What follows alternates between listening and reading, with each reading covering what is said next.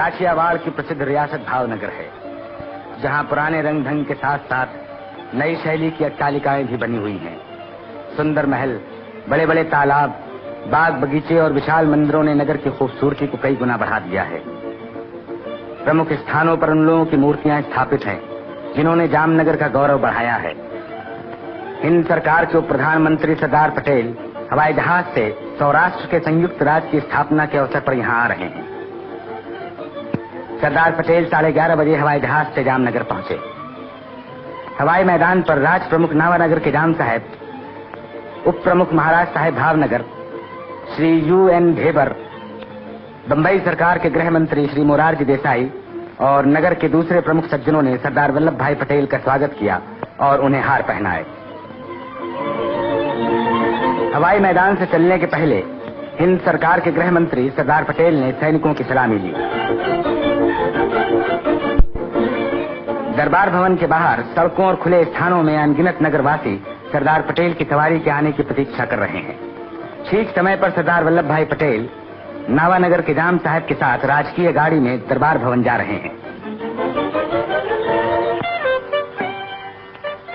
राज प्रमुख नावानगर के जाम साहब ने भरे दरबार में काठियावाड़ की 5 रियासतों के राजाओं से हिंद यूनियन के प्रति राजनिष्ठा की शपथ ली।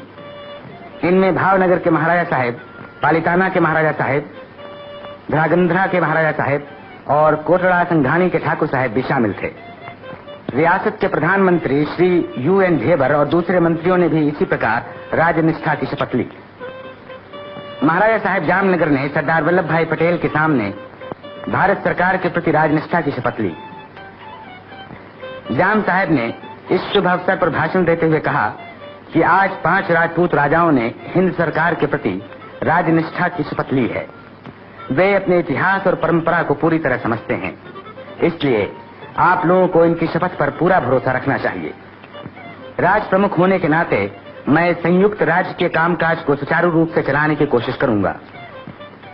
अंत में सरदार पटेल ने अपने भाषण में कहा कि आज से राजकीय कामों में राजा और प्रजा का बराबर का अधिकार है, इसलिए प्रजा के कंधों पर भी बहुत बड़ी जिम्मेदारी का बोझ आ पड़ा है।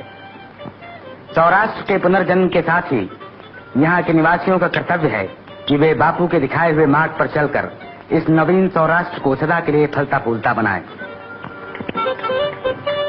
सरदार पटेल दरबार भवन का कार्यक्रम समाप्त होने के बाद जनता को दर्शन देने के लिए बारजे पर पधारे। गांधी चौक में हजारों नर नारी सरदार पटेल के दर्शनों के लिए जमा थे। उस समय जनता के सामने भाषण में सरदार पटेल ने राजा और प्रजा के नए संबंध पर बोलते हुए कहा कि आज से प्रजा पर जिम्मेदारी का बोझ जो आया है, उसे पूरी तरह सफल बनाने के लिए आप लोग बापू के उपदेशों को हमेशा अपने सामने रखें।